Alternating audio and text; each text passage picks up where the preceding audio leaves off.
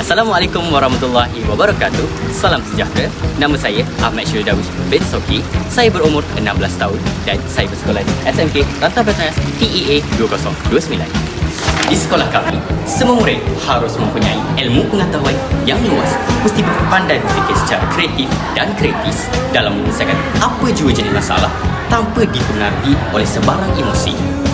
Semua murid juga harus berusaha untuk menambahkan lagi ilmu mereka dalam keseharian hidup mereka.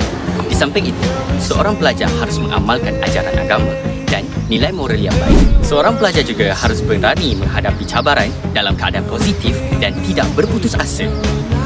Seorang murid harus mengamalkan gaya hidup sihat dengan pemakanan yang seimbang.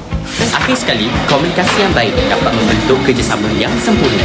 Kesimpulannya, menjadi seorang murid yang cemerlang dan berjaya bukanlah mudah.